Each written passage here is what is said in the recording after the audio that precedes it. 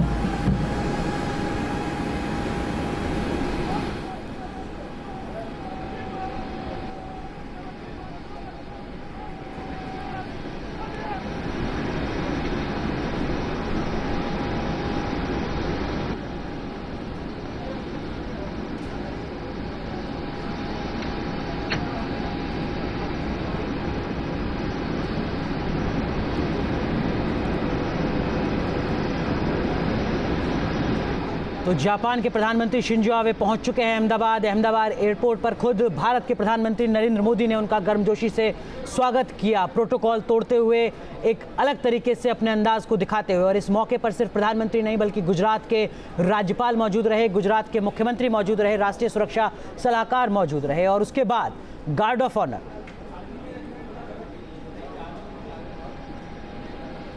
और guard of honour के बाद शुरुआत होगी उस रोड शो की, जो रोड शो कई मायनों में ऐतिहासिक है। एक नई पहल, इतिहास को नए सिरे से लिखने की कोशिश।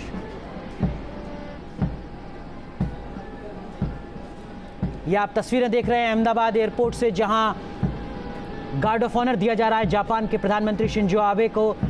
शानदार स्वागत उनका किया है गर्मजोशी के साथ खुद प्रधानमंत्री नरेंद्र मोदी ने।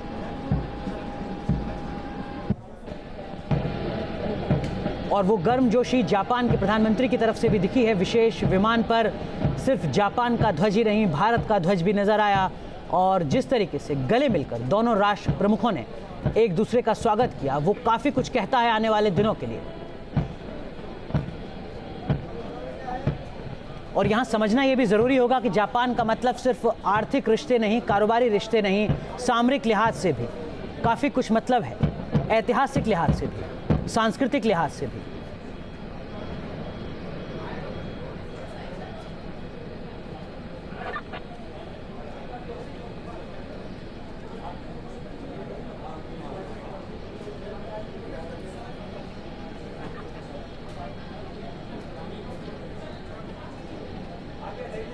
तो गार्ड ऑफ ऑनर की प्रक्रिया यहाँ पूरी होती है और इसके बाद अब जापान के प्रधानमंत्री नरेंद्र मोदी के साथ एयरपोर्ट से बाहर निकलेंगे और वहाँ से ही शुरुआत होगी उस रोड शो की जो तकरीबन 8 किलोमीटर लंबा है। और इस 8 किलोमीटर लंबे रोड शो में सिर्फ अहमदाबाद नहीं, सिर्फ गुजरात नहीं, बल्कि पूरा देश दिखेगा, पूरे देश की झलक दिखेगी।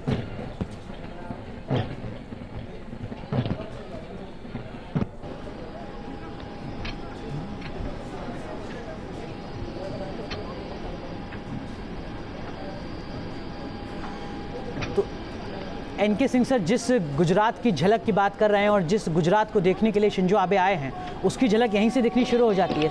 जहां से शिंजो आबे गुजर रहे हैं इस रेड कारपेट से, बगल में दरअसल में गुजरात की अलग अलग झलक दिख रही है, सांस्कृतिक झलक। जी हाँ, बिल्कुल, वो जानबूझ के इस तरह किया गया है क्योंकि इसके बाद तो वो जीप में बैठ जाएंगे, खुली जीप में, तो उसके पहले का ये प्रोग्राम है कि एक झलक मिल जाए कि ये गुजराती कल्चर किस तरह डांस वगैरह होता है, और यही वहाँ पे दिखाई दे रहा है। और क्या ये भी कनेक्ट करने की कोशिश होती है, क्या एक दूसरे की कल्चर को समझाने से भी एक दूसरे से कनेक्ट करने की कोशिश की जाती है? जी हाँ, क्योंकि समानता भी है सांस्कृतिक लिहाज से। बहुत पुराने हैं। जब गौतम बुद्ध का बौद्ध धर्म आया, उस समय महायान जब बना और उसने फिर हिट किया, और आप ये देख लें कि तमाम मुल्कों में, जापान, कंबोडिया से लेके चाइना तक फैला, तो उसके बाद से ये कल्चरल एफिनिटी बढ़ने लगी। और यही वजह है कि आज आप देखें कि जापान से कहीं ना कहीं, आप मानेंगे, हर आदमी से भारत में पूछिएगा कि नहीं, जापान की रिलायबिलिटी ज़्यादा है। एक ऐसा देश जो डिवास्टेशन 1945 में बॉम्ब से ख़त्म हो गया था। बिल्कुल, और जिस सांस्कृतिक धरोहर की बात आप कर रहे थे, सांस्कृतिक इतिहास की बात कर रहे थे, दरअसल में उसी की झलक यहाँ पर दिख रही है। वही बौद्ध धर्म को यहाँ पर सामने रखने की कोशिश की जा रही है, और जो धार्मिक गुरु हैं वो स्वागत कर रहे हैं अब जापान के प्रधानमंत्री शिंजो आबे का। तो भारत और जापान का रिश्ता कितना पुराना है सांस्कृतिक लिहाज से, धार्मिक लिहाज से, इसकी झलक अहमदाबाद एयरपोर्ट पर भी दिख रही है। भारत से शुरू हुआ बौद्ध धर्म जो जापान तक पहुंचा, जापान के प्रधानमंत्री का स्वागत वहीं बौद्ध धर्म के गुरु कर रहे हैं एयरपोर्ट पर। श्रीलंका पहुंचा, तो ये आप देखेंगे कि कल्चरल एफिनिटी भारत की उसी वजह से बहुत दूर तक है। और आज मोदी जी ने, एक तो इनका, मोदी जी का जो ये टेस्ट होता है बड़ा रिफाइंड होता है। यहाँ पे आप देखिए कि पहला जो वो किया, रूबरू कराया, वो बुद्धिस्ट यहाँ कुछ बुला के और उनसे इनका स्वागत कराया। तो आप समझ सकते हैं जापान एक इंट्रिंसिकली बुद्धिस्ट कंट्री है जी, तो ऐसे में वहाँ के प्राइम मिनिस्टर का स्वागत बुद्धिस्ट मॉन्क से कराना, ये अपने आप में बहुत बड़ा एक मैसेज था जो कि वो देना चाहते थे। गिरिजा शंकर जी, आपसे भी समझना चाहूंगा, भारत और जापान के जो सांस्कृतिक रिश्ते हैं सर, और जो धार्मिक कनेक्शन है एक दूसरे का, उसको किस तरीके से देखते हैं? ये बात सच है कि नए सिरे से रिश्तों को गढ़े जाने की शुरुआत की जा रही है मौजूदा सरकार में? जी, एक चीज और ऐड कर दें कि आपको याद होगा कि जब सेकेंड वर्ल्ड वॉर हुआ था जी, तो उस समय हमारा, चूंकि अंग्रेजों के साथ थे, हम अंग्रेजों के उस समय गुलाम हुआ करते थे, तो हम जापान से एक शक था दोनों के बीच में, अगर आप सुभाष चंद्र बोस को छोड़ दीजिए। लेकिन 49 में पहली बार नेहरू ने एक हाथी देके, एक बहुत बड़ा हाथी देके और जापान को और अपने नजदीक, और जापान बड़ा खुश हुआ। 52 में हमने डिप्लोमेटिक रिलेशन फॉर्मल इनके साथ शुरू किया। बिल्कुल। गिरिजा शंकर जी, आपसे भी समझना चाहूंगा, ये जो धार्मिक और सांस्कृतिक विरासत है दोनों देशों की, जो आपस में जोड़ती आई है दोनों को, उसका भी क्या कुछ मतलब है सर, और क्या वाकई उसका फायदा मिलता है मौजूदा दौर में भी वैश्विक पटल पर? नहीं, देखिए, जब सांस्कृतिक रूप से जब दोनों देशों में जो एकरूपता दिखती है, जब दोनों देशों को की जो मानसिक एकता है वो सांस्कृतिक नजदीकी के रूप में जब आती है, तो कहीं ना कहीं भावनात्मक रूप से जुड़ जाते हैं। जो अभी जो सारा कुछ स्वागत जिस तरह से हुआ है, उसमें जो सांस्कृतिक समानता है उसको सामने रखने की कोशिश की गई। ये एक दूसरे देशों को भावनात्मक रूप से जोड़ने में मदद करती है। और जहां तक प्रधानमंत्री मोदी का प्रश्न है, तो वो इस तरह के जो आयोजन होते हैं, खासकर जब विदेशी मेहमान हमारे देश में आते हैं, तब वो शिष्टाचार या प्रोटोकॉल से आगे बढ़कर कहीं न कहीं उसको बहुत अनौपचारिक और आत्मीय बना देते हैं। और इसीलिए उनका जो ये कार्यक्रम होता है वो बोझिल नहीं होता, वो बहुत आत्मीय लगता है। और उनके अंदर जो एक आत्मविश्वास है वो उनके हाव भाव में, उनकी चाल में, उनके चेहरों में झलकता है। और वो आत्मविश्वास जब एक अनौपचारिकता ले लेता है, तो कहीं न कहीं वो विशिष्ट हो जाता है। आज भी आप देखेंगे कि प्रोटोकॉल से अलग हटकर उन्होंने उस स्वागत की पूरी जो प्रक्रिया है उसको बहुत ही गर्मामय और बहुत आत्मीय बना दिया। जी बिल्कुल। लेकिन शीलकांत जी, ये जो सांस्कृतिक जुड़ाव है या ये जो भावनात्मक तरीके से रिश्तों को बेहतर करने की कोशिश है, क्या इसका कोई असर आर्थिक पहलू पर भी नजर आता है? क्या किसी तरीके से इसका कोई कारोबारी लिहाज से भी इसका कोई फायदा दिखता है क्या? या दोनों देशों के रिश्तों में भी इसका वाकई कुछ व्यापक प्रभाव दिखता है, या सिर्फ प्रतीकात्मक रह जाता है सर?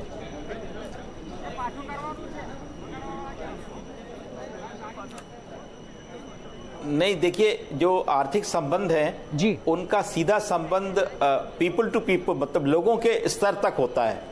तो जापान का भारत में जापान के लिए भारत में जो लोकप्रियता है वो इस बात का द्योतक होगा जब वो जो जाएंगे रोड शो में, तो जो लोग जिस तरह से अगर उसी गर्मजोशी के साथ जापान के प्रधानमंत्री का स्वागत करेंगे, तो वो मैसेज जाएगी जापान को कि भारत ही जो है, पूरा देश जो है वो जापान के लिए स्वागत करने के लिए उत्सुक है और उसको लीड कर रहे हैं प्रधानमंत्री स्वयं। फिर जो कल्चर है जी, उस कल्चर के जो ट्रेड, जैसे हमारी फिल्में हैं, तो भारत की फिल्में, खासकर तमिल फिल्में, साउथ इंडिया की फिल्में हैं, वो जापान बड़ी पॉपुलर हैं जी। तो वो जो हमारी आकांक्षाएं हैं, जो स्पिरिट है हमारी, वो इन सांस्कृतिक जो शो है इनके जरिए प्रतिलक्षित होती है। और क्या मेहमान जब इन चीजों को देखते हैं, सर, जो मैं समझना चाह रहा हूँ वो ये कि क्या वाकई उसका असर ट्रेड पर भी पड़ता है? क्या सांस्कृतिक रिश्ते आपके किस तरीके के हैं? क्या इससे तय होता है कि एक्सपोर्ट कितना होगा, इंपोर्ट कितना होगा, ट्रेड किस तरीके से आगे बढ़ेगा, किस तरीके के समझौते होंगे, किस तरीके का इन्वेस्टमेंट होगा? ये दोनों अलग अलग चीजें हैं। देखिए, एक समझौतों का दो पहलू होते हैं। एक तो एक ट्रांजैक्शनल पहलू होता है और एक व्यापक पहलू होता है। जो ट्रांजैक्शनल पहलू है वो तो ठीक है, आप 13.5 बिलियन डॉलर का ट्रेड है और इतने दिनों में जो इन्वेस्टमेंट किया है, पर एक व्यापक पहलू है कि उनको जो पूरी एक विश्वास है कि भारत में हमारा स्वागत होगा, भारत हमारे लिए दिल खोल के खड़ा है, ओपन स्ट्रेच ओपन आर्म्स लेके खड़ा है। तो ये वाला जो भाव है ये लोगों को वेलकम करता है, वो निरभ्र होके आते हैं, वो डरते नहीं है। तो ये बात बहुत जरूरी है कि ये कॉन्फिडेंस बिल्डिंग के लिए कि जो इन्वेस्टमेंट करने आ रहे हैं उनको ये पूरा विश्वास होना चाहिए कि दे आर वेलकम हियर जी। तो ये वो संदेश जाता है, आप कह रहे हैं इस तरीके के कार्यक्रमों से, इस तरीके के जुड़ाव से वो संदेश जाता है किसी दूसरे देश में और उसका फायदा होता है। अरे ट्रांसेंड्स ये जो हाँ, और ये आंकड़ों से काम नहीं चलता, मतलब ये आंकड़ों के ऊपर उठ के जाके बोलता है ये। जी बिल्कुल। एनके सिंह साहब, आपसे भी समझना चाहूँगा सर, अब स्वागत तो हो गया, रोड शो की शुरुआत होनी है, इस रोड शो का भी कुछ मतलब विशेष या सिर्फ इसको एक इवेंट के तौर पर ही देखा जाए जो विपक्ष हो सकता है कुछ देर में कह दे? देखिए, आपको एक बात बताएं, ट्रेड वॉल्यूम इससे बहुत ज़्यादा था 2012 में, बिल्कुल 2008 में भी। आपने कभी नहीं सुना होगा कि जापान से कोई बहुत बड़ा हुआ है। मोदी जी उत्सव धर्मी हैं, उनके व्यक्तित्व में है कि वो कोई भी काम करते हैं तो उसको बहुत बड़ा एक ग्रैंड उत्सव बना देते हैं जी। तो जो कि कांग्रेस यूपीए के ज़माने में नहीं हो पाया, वरना उस ज़माने में 18.5 बिलियन डॉलर का ये पूरा ट्रेड वॉल्यूम हुआ करता था। आंकड़ों का सिर्फ इतना मतलब होता है कि एक आप मेजरमेंट जब करते हैं, भाई दिल मिला, रसूख मिला, सब कुछ मिला, पर नेट टर्म्स में दोनों को गेन क्या हुआ जी, ये जब आप देखते हैं तब ये समझ में आता है कि 2012 में था अच्छा खासा, लेकिन उसको हम उत्सव नहीं बना पाए। आज हम जब ये कर रहे हैं तो एक बड़ा लग रहा है कि इवेंट है, और है भी जी, है इस तरह से कि एफडीआई के वॉल्यूम के टर्म्स में अगर आप देखेंगे तो आ रहा है, हमारे यहाँ रोजगार के अवसर मिल रहे हैं, और अगर हमारा मैन्युफैक्चरिंग सेक्टर थोड़ा सा करस्पॉन्ड कर जाए उसी के हिसाब से तो हम उनके यहाँ भेज सकते हैं और एक बड़ा चैलेंज चाइना को दे सकते हैं, क्योंकि चाइना से उसके व्यवहार की वजह से जापान की कंपनियां नाराज हो रही, and what is loss to China is a gain to India. ठीक है, लेकिन पिछले 3 सालों में भी आपने सही कहा कि 2011-12 के आंकड़े देखेंगे तो लगेगा कि कारोबार ज्यादा होता था, लेकिन 2014 से लेकर 2017 तक की भी स्थिति को अगर हम देखें सर, भारत और जापान के बीच में, तो काफी कुछ बेहतर भी हुआ। मसलन नवंबर 2016 में हम दोनों देशों के बीच में न्यूक्लियर एनर्जी को लेकर समझौता होता है। सितंबर 2014 में डिफेंस कॉर्पोरेशन पर हम आगे बढ़ते हैं। मालाबार जो भारत और अमेरिका के बीच में संयुक्त नेवल ऑपरेशन होता था, उसमें हम जापान को एक्सपेंड करने की बात करते हैं हर साल के एक्सरसाइज में। प्रधानमंत्री मोदी जब जापान जाते हैं तो फिर ये तय होता है कि 30,000 भारतीयों को स्किल ट्रेनिंग देगा जापान अगले 10 साल में, जिसकी जरूरत भी है रोजगार के लिहाज से। तो इन 3 सालों में केवल कारोबार ही नहीं, उसके अलावा भी जो बाकी पहलू हैं उस पर भी काफी कुछ हुआ है जी। अगर हमारे दोनों नेता 2 बार दिल से दिल मिला रहे हैं और बियर हक जिसे कहते हैं मोदी जी का अगर वो कर रहे हैं, तो कम से कम चाइना में एक कंसर्न जरूर हुआ होगा जी। चाइना में नहीं, ग्लोबल लेवल पे देखें, पाकिस्तान में भी, चाइना में भी, कि इसका जब ट्रांसलेशन ब्रास टैक्स पे होगा, एक्चुअल टर्म्स में होगा, तो वो क्या होगा, और वो डिफेंस डील में हमारे रिफ्लेक्ट करेगा। और आपको बता दें कि जो डिफेंस डील होने जा रही है उसके जो टर्म्स कंडीशंस हैं, शायद इतने फेवरेबल टर्म्स कंडीशंस मैंने कभी इसके पहले के डिफेंस डील में नहीं देखे। उदाहरण के तौर पे मैन्युफैक्चरिंग वो यहाँ करेंगे इंडिया में हाँ। और उसके बाद इनकी सलाहियत, टेक्नोलॉजिकल सलाहियत को उस लेवल पे ले आएंगे कि ये खुद एक्सपोर्ट कर सके। आज आप देखते हैं कि हम सैटेलाइट्स अपने पूरे ग्लोबल, अमेरिका भी हमसे लेता है, अपना पेलोड भेजता है और हम अपने सैटेलाइट से उसको ऑर्बिट्स में डालते हैं। तो आज हकीकत यह है कि इंडिया में वो सलाहियत हो जाएगी अगर जापान थोड़ा सा इस तरह के टर्म्स एंड कंडीशंस हमारे साथ। बिल्कुल, लेकिन शीलकांत जी आपसे समझना चाहूंगा दर्शकों के लिए, अगर भारत और जापान के बीच में जो समझौते होते हैं और उसमें तय होता है कि मैन्युफैक्चरिंग भारत में होगी, तो इसका मतलब आम भारतीय के लिए क्या है सर? एक आम भारतीय को इससे क्या फायदा होने जा रहा है कि मैन्युफैक्चरिंग यूनिट जापान की भारत में लगेंगी? पहली बात तो भारत के लिए जॉब मिलेंगे जी। देखिए, इसको समझने के लिए आप मारुति का उदाहरण लीजिए जी। जब 1983 में मारुति आई थी भारत में, और आज देखिए तो जगह, गांव-गांव, शहर में ऑटोमोबाइल जो है इतनी आसान चीज हो गई। मारुति के पार्ट्स, मारुति को सुधारना गांव-गांव, शहर में हो गया, उसके गैराज हैं। और न केवल वो बल्कि एक ऑटोमोबाइल रेवोल्यूशन हुआ इंडिया में। भारत में न केवल जापानीज कार आई, जर्मन कारें बनने लगी, अमेरिका से कारें आके बनने लगी। तो ऑटोमोबाइल में भारत ने जो अभूतपूर्व प्रगति की है उसकी नींव ये मारुति के जरिए हुई थी। ऐसी रेलवे में एक रिवॉल्यूशन दुनिया में होने वाला है, क्योंकि तेज रफ्तार से चलना रेल का जो है ये सिर्फ कुछ देशों के पास है। तो ये जो भारत के साथ बुलेट ट्रेन का जो पूरा शुरू हो रहा है, आप देखिएगा कि अगले 10 सालों में वो हजारों भारतीयों को ट्रेन करेंगे। बड़ौदा में एक इंस्टीट्यूट ट्रेनिंग तो इस बुलेट ट्रेन से क्या कुछ फायदा होने जा रहा है, ये भी समझना जरूरी है। सर माफ कीजिए, आपको बीच में रोक रहा हूं। हमारे साथ रणविजय सिंह जी बने हुए हैं काफी देर से, आप जीएम रह चुके हैं नॉर्दर्न रेलवे के। रणविजय साहब, आपसे समझना चाहूंगा, जिस बुलेट ट्रेन की बात लगातार हो रही है इस यात्रा के दौरान, जिसकी आधारशिला कल रखी जाएगी, इस बुलेट ट्रेन का क्या कुछ मतलब है? क्या सिर्फ 550 किलोमीटर के तकरीबन की यात्रा भर है, या इसका एक व्यापक मतलब है जो आने वाले दिनों में पूरा देश महसूस करेगा?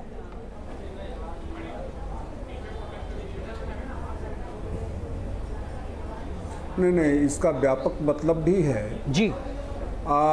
जापान जो है, जैसा कि मैं पहले ही कह चुका हूँ कि जापान लीडर रहा है बुलेट ट्रेन का जी। और वहाँ पर जो ट्रेनें चलाई जाती हैं शिंकानसेन नाम से, वो ख़ासतौर से सबसे ज़्यादा ट्रेनें चलाई जाती हैं टोक्यो और ओसाका के बीच में। वो भी 2 मेजर मेट्रोपोलिस हैं और ज़्यादातर ये ट्रेनों का उपयोग 2 मेट्रोपोलिस के बीच में ही किया जाता है कम्यूटर्स के लिए जी, क्योंकि 2 से 3 घंटे के बीच में ये दूरी तय कर लेती हैं, जिससे बड़े मेट्रोपोलिस का कंजेशन दूर किया जा सकता है। ठीक है। जहाँ तक जापान का प्रश्न है या चीन का प्रश्न है, चीन में ही सबसे ज़्यादा चलती हैं बुलेट ट्रेनें। उन जगहों पर सामान्य यात्रा के लिए 160 से लेकर के 200 किलोमीटर प्रति घंटा तक की ट्रेनें उपलब्ध कराई जाती हैं जी। अमेरिका में भी इसी स्पीड की ट्रेनें उपलब्ध कराई जा रही हैं। भारत में भी इसी तरह से जो मेजर मेट्रोपोलिस है, मैं जैसा कि मैंने पहले ही कहा, बॉम्बे पुणे, मुंबई पुणे है, मुंबई अहमदाबाद है, या नागपुर हैदराबाद है, चेन्नई हैदराबाद है, चेन्नई बेंगलुरु है, इन्हीं सबों के बीच में इन ट्रेनों को चलाया जाना चाहिए, क्योंकि इसमें इन्वेस्टमेंट बहुत ज़्यादा। बिल्कुल, लेकिन सबसे पहले अहमदाबाद मुंबई को चुनना, रणविजय साहब आपके हिसाब से क्या कुछ इसका मतलब है सर? क्या वाकई ये वो ट्रैक है जिस पर इस ट्रेन का चलना, सबसे पहले चलना जरूरी है? रेलवे के हिसाब से ही कुछ आंकड़े इसकी तस्दीक करते हो? आर्थिक पहलू हो, कोई और पहलू हो? देखिए, आर्थिक पहलू ये है कि दोनों, जैसे आर्थिक राजधानी है मुंबई जी, और अहमदाबाद भी बहुत इंडस्ट्रियली डेवलप्ड इलाका है और वहाँ समृद्ध इलाका है। तो इन्हीं सब, क्योंकि इतनी ज़्यादा किराया ही होगा कि सामान्य व्यक्ति इसमें नहीं चल सकता है। उन्हीं लोगों को, वही लोग इसमें चल सकते हैं जो कि इसे अफोर्ड कर सके, अधिक से अधिक किराया दे सके और समय की बचत के। सामान्य व्यक्ति के पास अधिक समय है वो चलेगा 160 किलोमीटर। रणविजय साहब, कुछ लोगों के जहन में ये सवाल हो सकता है कि साहब देखिए, आप 500 किलोमीटर के बीच में एक ट्रेन चला रहे हैं और उसके लिए आप 1 लाख करोड़ रुपए खर्च कर रहे हैं, जिसमें से 80,000 करोड़ से ज्यादा आप किसी दूसरे देश से कर्ज के तौर पर ले रहे हैं। हालांकि हमारे एक सहयोगी उन्होंने उदाहरण दिया कि साहब अगर यही सोचते आप तो मेट्रो ना चल पाती दिल्ली में। किस तरीके से आप इस प्रोजेक्ट के आर्थिक पहलू को भी देखते हैं?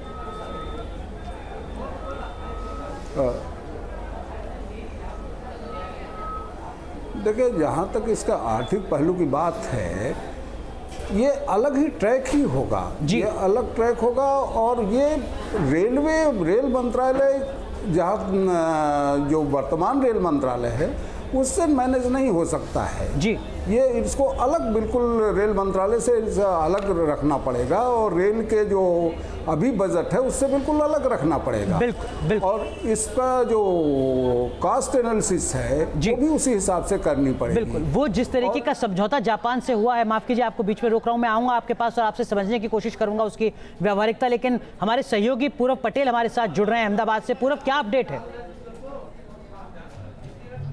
देखिए, बड़ा ही ज़बरदस्त तरीके से स्वागत किया गया। जापान के प्रधानमंत्री शिंजो आबे का गार्ड ऑफ ऑनर दिया गया, जहां पर यानी एयरपोर्ट पर वो उतरे, वहां पर गुजरात की जो संस्कृति है, गरबा उन्हें दिखाया गया। आपको दिखाना चाहूँगा कि ये रोड शो का रूट है। यहाँ पर भारी मात्रा में लोग आए हुए हैं जिनके पास जापान और इंडिया यानी दोनों की दोस्ती का एक सिंबॉलिक सबूत आपको तस्वीर दिखाई दे रही है। ये 8 किलोमीटर का जितना भी लंबा रोड शो है, उस रोड शो में आपको जगह जगह ऐसे ही यहीं पर लोग मिलेंगे। उसके अलावा पूरे देश के जो अलग अलग राज्य हैं उनके मंच बनाए गए हैं, उनकी संस्कृति दिखाई जाएगी कि आखिरकार किस तरह से भारत देश क्या है, वो शिंजो आबे को बताया जाएगा। एयरपोर्ट से इस रोड शो की शुरुआत होगी पूरब, और एयरपोर्ट से ये रोड शो कहां से होकर गुजरेगा, कहां तक पहुंचेगा, वो अगर कार्यक्रम आप थोड़ा सा समझा सके दर्शकों को। बिल्कुल, ये देखिए अहमदाबाद एयरपोर्ट का ही ये रोड है। यहाँ से प्रधानमंत्री नरेंद्र मोदी और शिंजो आबे का रोड शो यहाँ से गुजरेगा। उसके बाद जो शाहीबाग का जो कैंटोनमेंट इलाका है, आर्मी का इलाका है, वहाँ जाएगा। वहाँ से रिवर फ्रंट पर होकर, रिवर फ्रंट प्रधानमंत्री नरेंद्र मोदी का बहुत ही महत्वाकांक्षी प्रोजेक्ट है। साबरमती नदी पर वो रिवर फ्रंट बनाया हुआ है, वहाँ पर जाएंगे। और बाद में जो आखिरी स्टैंड है रोड शो का, आखिरी जो पड़ाव है वो है गांधी आश्रम। गांधी आश्रम में दोनों प्रधानमंत्री जाएंगे और उनको शिंजो आबे देखेंगे किस तरह से गांधी जी ने भारत में आज़ादी का आंदोलन शुरू किया इसी आश्रम से, किस तरह से सत्याग्रह का आंदोलन शुरू किया गांधी जी ने इस देश को आज़ाद कराने के लिए। तो बहुत ही भव्य स्वागत की तैयारियां है दोनों प्रधानमंत्री के रोड शो के लिए। हालांकि दोनों एयरपोर्ट पर पहुंच चुके हैं, गार्ड ऑफ ऑनर दे चुके हैं, अब कुछ ही वक्त शेष बचा है। कितनी देर में शुरुआत होने वाली है रोड शो की, पूरा कुछ जानकारी? देखिए, 3:30 पौने 4 बजे तक का टाइम दिया हुआ था, लेकिन 4 बज चुके हैं। अब बताया जा रहा है कि पूरा जो पायलटिंग कार वगैरह है वो निकल चुकी है। अब थोड़ी ही देर में दोनों प्रधानमंत्री का रोड शो शुरू होगा। ऐसा पहली बार हो रहा है कि आखिरकार कोई विदेशी प्रधानमंत्री भारत देश के प्रधानमंत्री के साथ इस तरह से रास्ते पर पूर्व। और हम तस्वीरें भी दिखा रहे हैं दर्शकों को, ये सीधी तस्वीरें हैं जहां गार्ड ऑफ ऑनर के बाद अब रोड शो की शुरुआत हो रही है और प्रधानमंत्री नरेंद्र मोदी के साथ उनके समकक्ष यानी जापान के प्रधानमंत्री शिंजो आबे पहुंच चुके हैं और ये खुली जीप है जिस पर दोनों प्रधानमंत्री मौजूद हैं। एक चीज देखिए अनुराग, उन्होंने अपना कपड़ा चेंज कर दिया है, सूट की जगह अब वो जो ये एक बंडी जो भारतीय परंपरागत ड्रेस है जी, चूंकि खुले में जा रहे हैं और ह्यूमिडिटी काफी ज्यादा है जी, तो वो जो कोट और सूट पहने थे, टाई पहने थे, वो शिंजो आबे ने बदल दिया है। और मेरे ख्याल से यही जो देर अभी आप देख रहे थे, इसी वजह से ये देर हुई, ड्रेस चेंज किया। और अब जापान के प्रधानमंत्री उस जैकेट में हैं जिस जैकेट को मौजूदा दौर में मोदी जैकेट भी कहा जाता है। जी, ये वही जैकेट है, उसी तरह का है ये वही जैकेट है। और यहाँ से इस रोड शो की शुरुआत होती है एयरपोर्ट से और जापान के प्रधानमंत्री भारतीय परिधान में, भारतीय जैकेट में इस रोड शो में की शुरुआत कर रहे हैं। शीलकांत जी, इसका भी कुछ मतलब होता है क्या प्रतीक के तौर पर कि किसी दूसरे देश के प्रधानमंत्री आएं और वो भारतीय ड्रेस पहनकर अपने किसी कार्यक्रम की शुरुआत करें? ये भी सिर्फ प्रतीकात्मक है या एक संदेश वाकई जाता है इन सब चीजों से?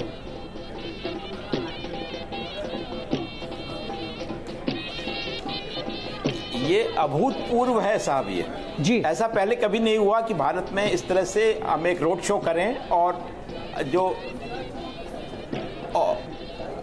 जो हमारे मेहमान हैं वो इस तरह से अपने परिधान बदल के भारत के अनुकूल परिधान में जाके और लोगों से मुखातिब होंगे, वो जो ओपन जीप में जब चलेंगे तो दोनों तरफ लोग होंगे दिखे, तो ये एक बड़ा विश्वास का परिचायक है। एक परस्पर एक दूसरे पे कितना भरोसा है, एक दूसरे के लिए कितना सद्भावना है, प्रगाढ़ता है। जापान के प्रधानमंत्री जापान के प्रधानमंत्री उस जैकेट को पहन लें जिस जैकेट को शीलकांत जी अब मौजूदा दौर में मोदी जैकेट के तौर पर ही देखा जाता है, तो आपको लगता है कि सारे सवालों के जवाब मिल जाते हैं यहीं से, कि अब कुछ नहीं बचता ऐसा जिस पर सवाल खड़ा किया जाए दोनों देशों के बीच?